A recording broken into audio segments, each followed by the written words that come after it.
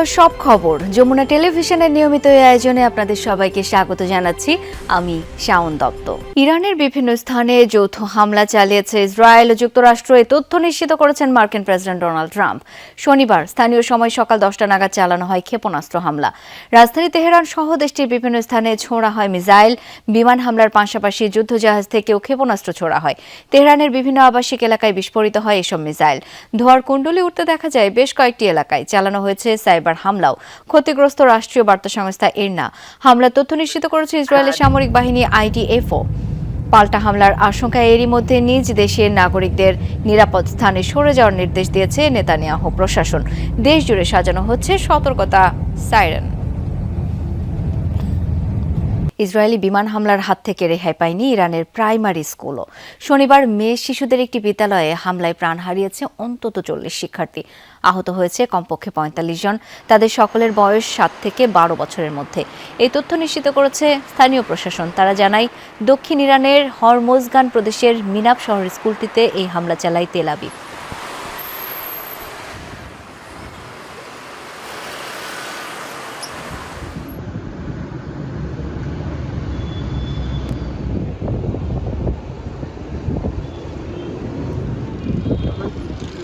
ইরানের বর্তমান সরকারকে ক্ষমতাচ্যুত করতেই দেশটিতে হামলা চালিয়েছে যুক্তরাষ্ট্র, এমনটা জানালেন মার্কিন প্রেসিডেন্ট ডোনাল্ড ট্রাম্প। ভাষণে ইরানের বিরুদ্ধে যুদ্ধ ঘোষণা করেন মার্কিন প্রেসিডেন্ট। ইসলামিক রেভলিউশনারি গার্ডের সদস্যদের, সশস্ত্র বাহিনী এবং সব পুলিশ সদস্যদের উদ্দেশ্যে বলছি, আজ রাতেই আপনারা অস্ত্র সমর্পণ করুন, নয়তো নিশ্চিত মৃত্যুর মুখোমুখি হবেন। ইরানের জনগণকে বলছি, আজ রাতেই আপনারা স্বাধীনতা পাবেন। এদিকে ইসরায়েল যুক্তরাষ্ট্র যৌথ হামলার মূল টার্গেট করা হয় ইরানের সর্বোচ্চ ধর্মীয় নেতা আয়াতুল্লাহ আলী খামেনিকে। তেহরানে খামেনির কার্যালয় লক্ষ্য করে মিসাইল ছোড়া হয়। ইরানের বিভিন্ন গণমাধ্যম জানিয়েছে, সর্বোচ্চ ধর্মীয় নেতার কার্যালয়ের খুব কাছে কয়েকটি বিস্ফোরণ হয়েছে। তবে হামলার আগেই তাকে নিরাপদ স্থানে সরানো হয়েছে জানানো হয় প্রতিবেদনে। এর পাশাপাশি ইরানের অন্যতম শীর্ষ নেতা এবং ন্যাশনাল সিকিউরিটি কাউন্সিলের প্রধান আলী লারিজানিকেও টার্গেট করা হয়। এছাড়া দেশটির শীর্ষ সেনা ও গোয়েন্দা কর্মকর্তাদের অবস্থান লক্ষ্য করে ছোড়া হয় মিসাইল। আন্তর্জাতিক গণমাধ্যমগুলো বলছে, অন্তত 30টি স্থানে টার্গেট করে হামলা চালানো হয়। ইরানে শুধু বিমান হামলা নয়, সাইবার হামলাও চালিয়েছে যুক্তরাষ্ট্র ও ইসরায়েল। বৈশ্বিক ইন্টারনেট নজরদারি সংস্থা নেটব্লকস এই তথ্য নিশ্চিত করেছে। ইরানে সম্পূর্ণরূপে ইন্টারনেট পরিষেবা বন্ধ বলে নিশ্চিত করেছে সংস্থাটি। ইরানের তাসনিম নিউজ জানিয়েছে, দেশটির মোবাইল পরিষেবা ও বিভিন্ন গণমাধ্যমের ওয়েবসাইটও বন্ধ হয়ে গিয়েছে। এর মধ্যে ইরানের রাষ্ট্রীয় বার্তা সংস্থা IRN এ রয়েছে ঠিকঠাক কাজ করছে না বেশ কিছু মোবাইল অ্যাপ। কাতার, বাহরাইন, আরব আমিরাত, সৌদি আরব ও কুয়েতের মার্কিন সামরিক ঘাঁটি লক্ষ্য করে বিমান হামলা চালিয়েছে ইরান। মোবাইল ফোনে সতর্ক বার্তা পাঠিয়ে বাসিন্দাদের সামরিক ঘাঁটি থেকে যত দূরে সম্ভব নিরাপদ স্থানে অবস্থান নেওয়ার নির্দেশ জারি করেছে কাতার।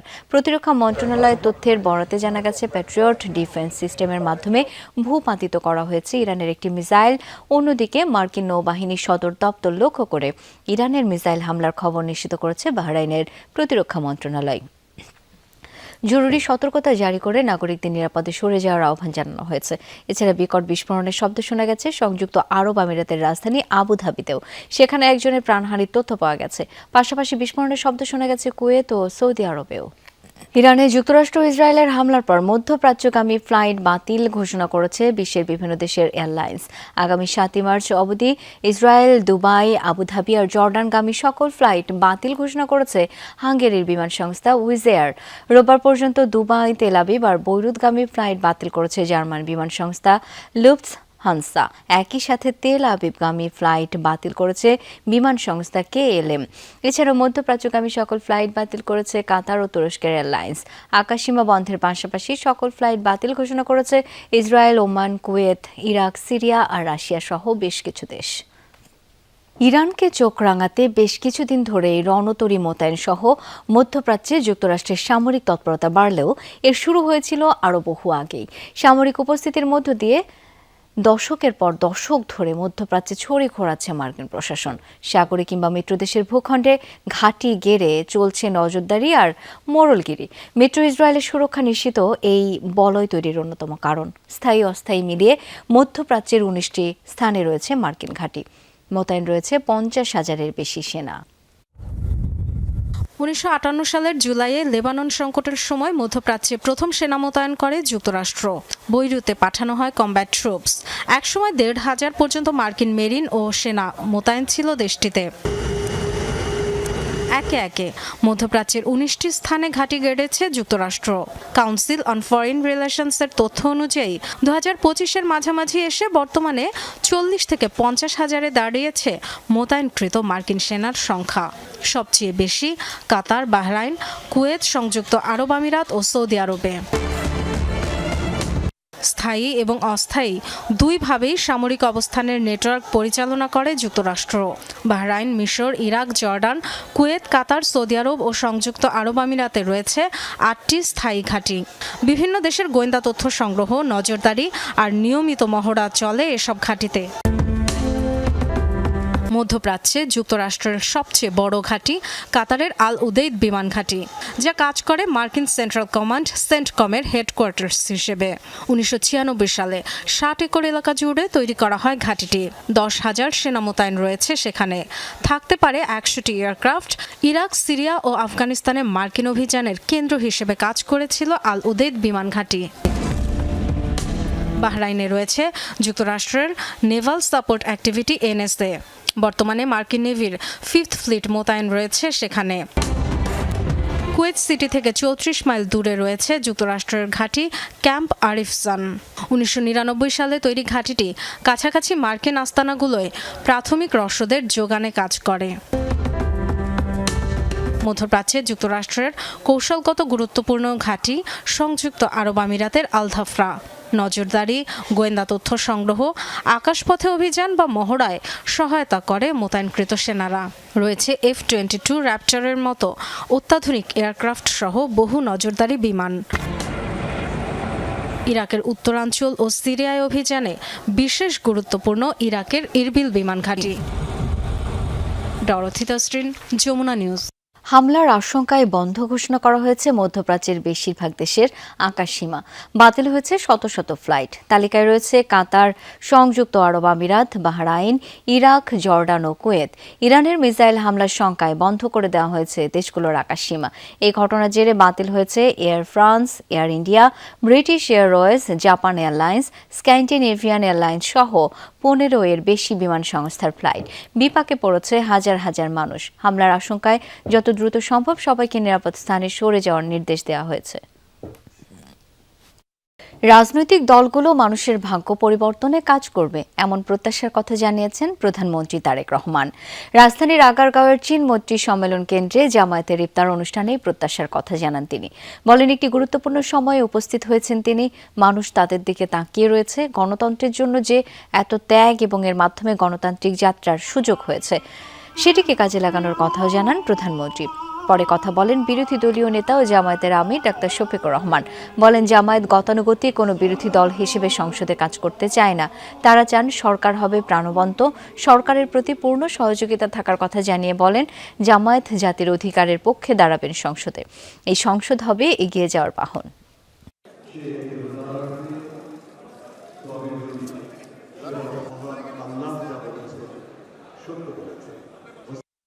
গণতন্ত্রের যাত্রা যেটি সূচনা হচ্ছে বা হয়েছে নির্বাচনের মাধ্যমে, সেটির সুযোগ পেয়েছি।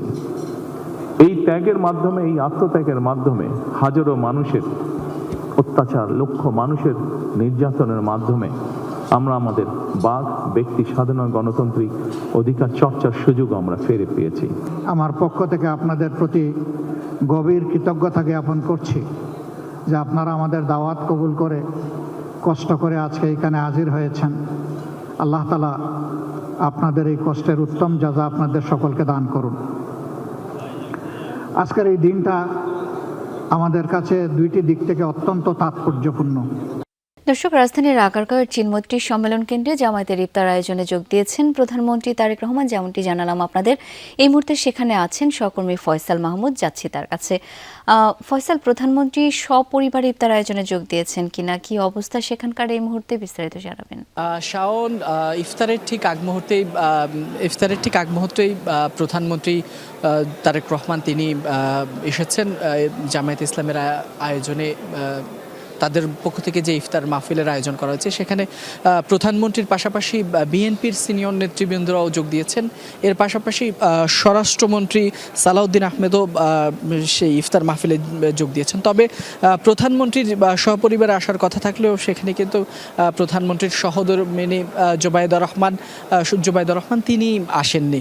আর এর পাশাপাশি অন্যান্য যে রাজনৈতিক দলগুলো রয়েছে সেই রাজনৈতিক দলগুলোর নেতৃবৃন্দ এখানে উপস্থিত হয়েছেন এবং সবচেয়ে বড় যে বিষয় সংসদের যে বিরোধী দল জামায়াত ইসলামী এবং সে জামায়াত ইসলামের আমির ডাক্তার শফিকুর রহমান তিনি মূলত সবাইকে স্বাগত জানান। এর পাশাপাশি যদি বলি নির্বাচনে যে 11 দলীয় জোটের মাধ্যমে জোট করে তারা নির্বাচন করেছেন সেই 11 দলীয় জোটের নেতৃবৃন্দের পাশাপাশিও বিভিন্ন শ্রেণী পেশার মানুষজন আজকের এই ইফতার মাহফিলে অংশ নিয়েছেন এবং সেখানে তারা বেশ তাদেরকে সবাইকে অভ্যর্থনা জানান জামায়াতের আমির। এর পাশাপাশি যদি বলি ইফতারের ঠিক আগ মুহূর্তে জামায়াতের আমির কথা বলেছেন। এছাড়াও প্রধানমন্ত্রী জনাব তারেক রহমান তিনিও কথা বলেছেন এবং সেখানেই তারেক রহমান একটি বিষয় সুস্পষ্টভাবে বলেছেন।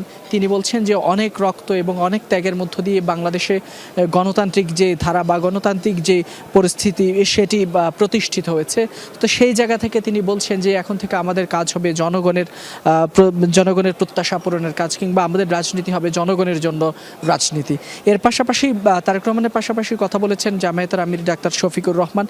তিনিও বলেছেন যে এই যে সংসদ সেটি অনেক ত্যাগের বিনিময়ে সেই সংসদ প্রতিষ্ঠিত হয়েছে, গণতান্ত্রিক প্রক্রিয়ায় আবারও দেশ সামনের দিকে যাচ্ছে এবং তিনি বলছেন জামায়াত ইসলামী সহ যে বিরোধী দল রয়েছে বা তাদের যে বিরোধী দলীয় যে প্যানেল রয়েছে তারা শুধুমাত্র সংসদে আগের আমিডামের যে প্যানেল যে সংসদের বিরোধী দল ছিল সেরকম কোনো বিরোধী দল হতে চান না। তারা যৌক্তিক বিষয়গুলো নিয়ে সরকারি দলের সমালোচনা করতে চান কিংবা তাদেরকে পরামর্শ দিতে চান এবং সেই জায়গা থেকে সরকার যদি তাদের পরামর্শ ধরে তাহলে হয়তো জাতি উপকৃত হবে। যদি কোনো যৌক্তিক বিষয়ে সরকার ভুল পদক্ষেপ নেয় সেক্ষেত্রে তারা তাদের জায়গা থেকে বিরোধী দলের জায়গা থেকে তারা সেই প্রতিবাদ জানাবেন। আজকের এই ইফতার মাহফিল থেকেই কিন্তু বিরোধী দলের দলীয় নেতা ডাক্তার শফিকুর রহমান সেই বার্তাটি দিয়ে রাখলেন। তো এই ছিল আপনাকে। রাজনীতি গতিশীল বিষয়, এই গতিশীলতা যেন মেনে নিতে হবে। বিতর্ক হবে, তবে জাতীয় স্বার্থে সংসদকে প্রাণবন্ত করবেন বলে জানিয়েছেন স্বরাষ্ট্রমন্ত্রী সালাউদ্দিন আহমদ। বিকেলে এনসিপির প্রতিষ্ঠা বার্ষিকী ইফতার অনুষ্ঠানে কথা জানান তিনি। বলেন জাতীয় সংসদ হবে আলোচনার কেন্দ্রবিন্দু। এ সময় এনসিপির আহ্বায়ক নাহিদ ইসলাম বলেন ফ্যাসিবাদের বিচার অত্যন্ত গুরুত্বপূর্ণ, তাদের বিচারের দাবিতে অনড় রয়েছেন তারা। স্থানীয় সরকার নির্বাচন দ্রুত দেওয়ার আহ্বান জানান তিনি। বলেন তৃণমূলকে আরও শক্তিশালী করতে হবে।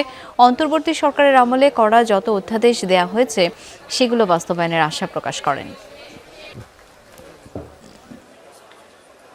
আমরা জাতিকে একটি দিক নির্দেশনা দিতে পারবো।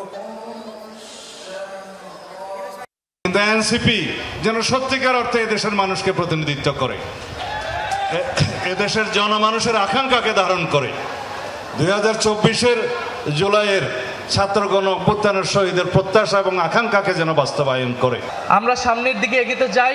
সামনে স্থানীয় সরকার নির্বাচন, আমরা স্থানীয় সরকার নির্বাচন দ্রুত হবে সেই প্রত্যাশা রাখবো। সারা দেশে এনসিপির প্রতি আহ্বান থাকবে যে আপনারা স্থানীয় সরকার নির্বাচনের প্রস্তুতি নেন। দর্শক, মধ্যপ্রাচ্য যুদ্ধ পরিস্থিতির প্রভাব পড়েছে ফ্লাইটগুলোতে। বাংলাদেশ থেকে মধ্যপ্রাচ্যগামী বিমান বাংলাদেশ এয়ারলাইন্স সহ সকল ফ্লাইট বাতিল করা হয়েছে। আমরা এই বিষয়ে একটু বিস্তারিত জেনে নিতে চাই। শাহজালাল আন্তর্জাতিক বিমানবন্দরে রয়েছেন আমার সহকর্মী তাজনুর ইসলাম, যাচ্ছি তার কাছে। তাজনুর, মধ্যপ্রাচ্যগামী এবং মধ্যপ্রাচ্য থেকে আসা সকল ফ্লাইটই তো বাতিল হলো, হঠাৎ করে ফ্লাইটগুলো বন্ধ হয়ে গেল, এই পথে যাতায়াতকারীদের কি অবস্থা? নিশ্চয়ই অনেক ভোগান্তি হচ্ছে এবং জানতে চাই শিগগিরই কি ফ্লাইট চালু হবার কোনো তথ্য আছে আপনার কাছে? দেখুন, ফ্লাইট চালু হওয়ার তথ্য সেটি তো সময়ের সাথে অপেক্ষা করতে হবে, কেননা যুদ্ধ পরিস্থিতির কারণে এই সিদ্ধান্তটি নেওয়া লেগেছে বা নিতে হয়েছে। সেই যুদ্ধ কখন থামবে কিংবা সেই যুদ্ধ পরিস্থিতি সবশেষ কি আপডেট দাঁড়ায় এবং যেই দেশগুলোতে ফ্লাইট বন্ধ হয়েছে সেই দেশগুলোর আকাশসীমা কতক্ষণে খোলা হয় সেই সমস্ত বিষয়ের উপর নির্ভর করবে যে ফ্লাইটের যেই তথ্য হালনাগাদ করা কিংবা সেই ফ্লাইট চালু হওয়ার যেই তথ্য আপডেট হওয়ার যে বিষয়গুলো। তবে ভোগান্তির বিষয়টি একেবারে ভীষণ রকম, সেটাই আপনি ক্যামেরা ছবি দেখলে খুব স্পষ্ট রকম বুঝতে পারবেন। বাংলাদেশ থেকে সবচেয়ে বেশি মানুষ যেই দেশগুলোতে ভ্রমণ করে কিংবা যেই দেশগুলোতে কর্মের সুবাদে যায় সেটি হচ্ছে মধ্যপ্রাচ্যের বিভিন্ন দেশ। সেটি সৌদি আরব থেকে শুরু করে সংযুক্ত আরব আমিরাত, জর্ডান, ওমান, কাতার, কুয়েত, এই সমস্ত দেশগুলোতে। এবং আমার সামনে এই মুহূর্তে ক্যামেরার লেন্সে আপনি যে মানুষগুলোকে দেখতে পাচ্ছেন মোটামুটি এর মধ্যে সবাই এই সমস্ত দেশের যাত্রী, অর্থাৎ তারা টিকিট কেটেছিলেন আজকে তাদের যাওয়ার দিন, কারো হয়তো এই সন্ধ্যাবেলায় 7:30টায় ফ্লাইট, কারো 10টায়, কিংবা কারো আরও গভীর রাতে। দেশের বিভিন্ন প্রান্ত থেকে এরই মধ্যে তারা এয়ারপোর্টে চলে এসেছেন, কিন্তু আসার পরে যে তথ্যটি জেনেছেন সেটি হচ্ছে তাদের ফ্লাইট স্থগিত হয়েছে, কিংবা সেই ফ্লাইট যাবে কিনা সেই বিষয়ে এখনও তারা নিশ্চিত কোনো তথ্য জানতে পারেননি। তবে যারা যারা এখন পর্যন্ত জানতে পেরেছেন যে ফ্লাইট যাবে না, তবে তারপরে তাদের আসলে করণীয় কী, সেই করণীয়র ব্যাপারে যখন তারা এয়ারলাইন্সগুলোর সাথে যোগাযোগ করেছে, তাদের আসলে সেই অর্থে কোনো সদুত্তর কোনো এয়ারলাইন্স দিতে পারেনি। তবে আমরা একজনের সাথে একটু কথা বলতে চাই। আপনি আসলে কোথা থেকে এসেছেন আর আপনাকে এয়ারলাইন্স থেকে কি বলা হয়েছে? আমি গোপালগঞ্জ মকসুদপুর থেকে এসেছি। রাত 9টায় আমার ফ্লাইট ছিল সৌদি আরব। তা এখন সৌদি আরব যাবো, এখান থেকে দুবাই যাবো, দুবাই থেকে সৌদি আরব। তা এখন এজেন্সি বলতেছে যে আপনার ফ্লাইট কখন হবে গ্যারান্টি নেই, বলতে পারতেছি না, বর্তমানে স্থগিত আছে। মানে কি বলতেছে তারা, মানে কখন ছাড়বে? না এরকম কিছু বলে নাই, বলতেছে যে এইটা ওইখানে অপেক্ষা করো, 9টা পর্যন্ত টাইম আছে, তো তারপরে যদি না যায় তাহলে এটা বর্তমান যখন ফ্লাইট হবে তখন জানাবে আমাদের। মোটামুটি সবারই একই ধরনের বক্তব্য, যে সবাই বলছেন যে তাদের অপেক্ষা করতে বলা হয়েছে, কিন্তু সেই অপেক্ষার ফল আসলে আদৌ মিষ্টি হবে কিনা সেই ব্যাপারে সবার বেশ সন্দেহ রয়েছে। শাওন। তাজনুর, ধন্যবাদ আপনাকে। গভর্নর নিয়োগে দুর্বল প্রক্রিয়া অনুসরণ করেছে সরকার। আরও ভালো নিয়োগ দেবার সুযোগ ছিল বলে মনে করে গবেষণা সংস্থা সিপিডি। বলা হয়, যুক্তরাষ্ট্রের সঙ্গে সই হওয়া বাণিজ্য চুক্তি বৈষম্যমূলক, যা এলডিসি উত্তোলনকে বাধাগ্রস্ত করবে। সরকারকে জ্ঞানভিত্তিক সিদ্ধান্ত গ্রহণের তাগিদ দিয়ে বলা হয়, শুধু নির্বাহী বিভাগের উপর নির্ভরশীল না হয়ে সংসদকে কার্যকর করতে হবে। সিপিডি মনে করে, স্থানীয় সরকার নির্বাচন অংশগ্রহণমূলক করা জরুরি। বাংলাদেশ ব্যাংক গভর্নর ডক্টর আহসানিস মনসুরের নিয়োগ চুক্তি বাতিল এবং নতুন গভর্নর নিয়োগ নিয়ে কয়েকদিন ধরেই তোলপাড় অবস্থা। হঠাৎ করে নেওয়া এমন সিদ্ধান্তে নানা মহলে চলছে সমালোচনা। সকালে সেন্টার ফর পলিসি ডায়ালগ সিপিডির মিডিয়া ব্রিফিংয়ে বিষয়টি সামনে আসে। বলা হয়, স্পর্শকাতর জায়গায় এর চেয়ে ভালো নিয়োগ কাম্য ছিল। এই গভর্নর নিয়োগের ক্ষেত্রে আমার মনে হয় যে একটা দুর্বল প্রক্রিয়া যেমন করা হয়েছে, প্রক্রিয়াটি অস্বচ্ছ। আমি এখনো মনে করি যে উনি থাকলে এই সরকারের জন্য অন্তত সংস্কারের জায়গাগুলোতে ভালো হতো। এমনকি এই যে আর্থিক খাতে যে ফিরে আসার প্রক্রিয়া, এই ফিরে আসার প্রক্রিয়াটা অব্যাহত থাকতো। যুক্তরাষ্ট্রের সঙ্গে সই হওয়া এগ্রিমেন্ট অন রেসিপ্রোকাল ট্রেড বা এআরটি চুক্তির সমালোচনা করে সিপিডি। বলা হয়, এই চুক্তি বৈষম্যমূলক, এলডিসি উত্তোলনকে বাধাগ্রস্ত করবে। কোন একটি বিষয় যদি অন্তর্বর্তী সরকারকে নিন্দা জানানোর থাকে, তাহলে এই একটি চুক্তির জন্য আমি আসলে নিন্দা জানাতে চাই। মার্কিন যুক্তরাষ্ট্রের সঙ্গে অ্যামিকেবলি আলোচনা করতে পারেন যে কিভাবে এই সমস্যা থেকে বেরিয়ে আসা যায় এবং কিভাবে উভয় দেশ এই ধরনের চুক্তি না করে বরঞ্চ দ্বিপক্ষীয় বাণিজ্য চুক্তি করতে পারে। নতুন সরকারের অর্থনৈতিক ও সামাজিক খাতে নীতি ও প্রশাসনিক সিদ্ধান্ত নিয়ে পরামর্শ তুলে ধরে সিপিডি। বলা হয়, শুধু 180 দিন ধরে নয়, 5 বছর সমান্তরালভাবে কাজ করতে হবে। টেকসই জ্বালানি খাত নিশ্চিত, কার্যকর সংসদ, স্থানীয় নির্বাচন দ্রুত সম্পন্ন করার তাগিদ দেওয়া হয়। জানানো হয়, জ্ঞানভিত্তিক প্রশাসন ছাড়া এগোনো সম্ভব নয়। জাতীয় সংসদ বলতে গেলে সরকারি কার্যক্রমকে মনিটরিংয়ে রাখা বা জবাবদিহি রাখার জন্য তার যে ভূমিকা, সেই ভূমিকা আসলে কখনোই পালন করার সুযোগ পায়নি। ন্যাশনাল পার্লামেন্ট একটি গুরুত্বপূর্ণ জায়গা হতে পারে যেখানে সরকারের জবাবদিহিতা নিশ্চিত করার সুযোগ রয়েছে। ফ্যামিলি কার্ড, কৃষক কার্ড দেবার ক্ষেত্রে স্বচ্ছতা নিশ্চিত করা দরকার। অভ্যন্তরীণ আয় বৃদ্ধির ক্ষেত্রে কার্যকর উদ্যোগ নতুন সরকারের অগ্রাধিকার তালিকায় চায় সিপিডি। যাতে বৈষম্যমূলক ট্যাক্স না হয়, সেক্ষেত্রে এনবিআর এর উচিত হবে একটা এক্সপার্ট কমিটি করা। রিমন রহমান, যমুনা নিউজ, ঢাকা। চাঁদাবাজি, অনিয়ম, দুর্নীতি, প্রশাসনিক জটিলতা ও দীর্ঘসূত্রতা ব্যবসা পরিচালনায় প্রতিবন্ধকতা সৃষ্টি করছে। এতে ব্যবসার ব্যয় বাড়ে, নিরুৎসাহিত হয় বিনিয়োগকারী। ঢাকা চেম্বার আয়োজিত সেমিনারে এমন তথ্য তুলে ধরেন ব্যবসায়ী নেতারা। বলেন, পরিস্থিতি উত্তরণে সমন্বিত উদ্যোগ প্রয়োজন। ঢাকা চেম্বারের সভাপতি বলেন, ব্যবসায়িক আস্থা গড়ে ওঠে বিশ্বাস, আইনের শাসন এবং স্থিতিশীল পরিবেশের উপর। কয়েক বছরে প্রবৃদ্ধির গতি মন্থর হয়ে পড়ে।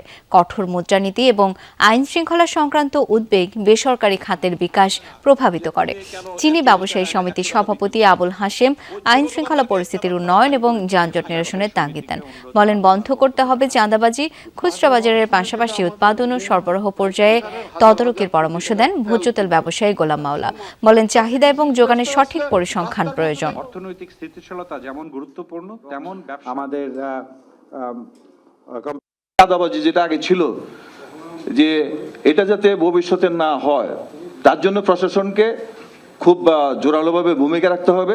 বর্ডার থেকে একটা গাড়ি যদি লোড করতে যান, বর্ডারে ভাড়া নেবে ধরেন 30,000 টাকা। এখানে 10,000 টাকা আছে বিভিন্ন অলিখিত চাঁদাবাজি। আপনি যদি চাঁদাবাজি করে বেশি টাকা নেন, আমাকে কিন্তু এই টাকা আদায় করে ভোক্তার উপরেই চাপাতে হবে। সেই চাপ থেকে তাকে মুক্ত রাখবার জন্য রাজনৈতিক সদিচ্ছা, সরকারি বিরোধী দলের সহায়তা, প্রশাসনের সহায়তা, আমরা এগুলো কামনা করি।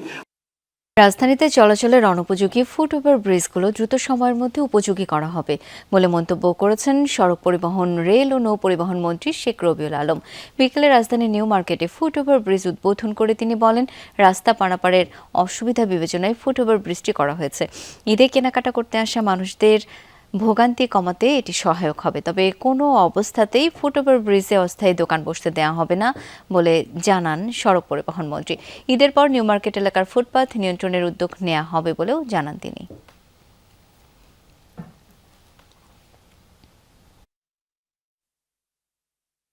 রাজনৈতিকভাবে বিবেচনায় প্রশাসক এসেছে, তিনি জনগণের কাছে দায়বদ্ধ, কমিটমেন্ট আছে। সালাম ভাই এখানে আছেন। ঢাকা দক্ষিণ সিটি কর্পোরেশনের যে সমস্ত দায়িত্ব রয়েছে, যেগুলি সংস্কার করার প্রয়োজন রয়েছে, নিরামত করার প্রয়োজন আছে এবং বাস্তবায়ন করার প্রয়োজন আছে, উনি নিশ্চয়ই অগ্রাধিকার ভিত্তিতে সেটা বাস্তবায়ন করবেন। ঢাকা দক্ষিণ সিটির মেয়র পদে নির্বাচন করার সিদ্ধান্ত এখনো ব্যক্তিগত, জানিয়েছেন মুক্তিযুদ্ধ বিষয়ক প্রতিমন্ত্রী ইশরাক হোসেন। তার দল বিএনপি যদি তাকে মনোনয়ন দেয় তাহলেই নির্বাচনে অংশ নেবেন তিনি। শনিবার ঢাকা দক্ষিণ সিটির প্রশাসক আব্দুস সালামের সাথে এক সৌজন্য সাক্ষাৎ শেষে কথা বলেন প্রতিমন্ত্রী ইশরাক। ডিএসসিসি প্রশাসকের সাথে ঢাকা দক্ষিণের জলাবদ্ধতা, মশক নিধন, রাস্তাঘাট সংস্কার সহ সামগ্রিক সমস্যার সমাধানে আলোচনা করেছেন তারা। এ সময় ইশরাক বলেন, নির্বাচনে তার আসনে জামায়াতের প্রার্থী যে ভোট পেয়েছে তা অস্বাভাবিক। তার আসনের ভোটার তালিকা যাচাই বাছাই করতে সরকারকে আহ্বান জানান তিনি।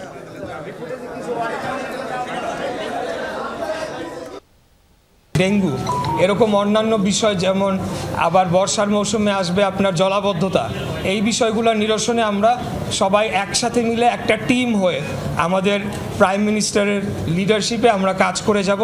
যদি দল আমাকে মনোনয়ন দেয় এবং যদি দল মনে করে যে আমি নির্বাচন করব এবং অন্য কেউ করবেন না, তাহলে পরেই আমি নির্বাচনে অংশগ্রহণ করতে পারি। গণমাধ্যমের পূর্ণাঙ্গ স্বাধীনতা সরকারের ইশতেহারের অংশ, এমনটা জানিয়েছেন স্বরাষ্ট্রমন্ত্রী সালাউদ্দিন আহমদ। বিকেলে দৈনিক প্রথম আলো কার্যালয় পরিদর্শন শেষে কথা বলেন তিনি। স্বরাষ্ট্রমন্ত্রী বলেন, প্রথম আলোতে আগুনের ঘটনার সুষ্ঠু তদন্ত করা হবে। জানান, জড়িতদের দৃষ্টান্তমূলক শাস্তি যেন হয় সেই বিষয়ে দায়িত্ব নিতে পারে স্বরাষ্ট্র মন্ত্রণালয়। এ সময় পররাষ্ট্রমন্ত্রী খলিলুর রহমান বলেন, এমন তাণ্ডব সভ্য সমাজে অংশ হতে পারে না। তথ্য সম্প্রচার মন্ত্রী জহিরুদ্দিন স্বপন বলেন, ধ্বংসযজ্ঞের নেপথ্যে যে সভ্যতা বিরোধী শক্তি কাজ করেছে তা উন্মোচিত হয়েছে। এমন অপশক্তি যেন সমাজে প্রশ্রয় না পায় সেজন্য সরকার ব্যবস্থা নেবে।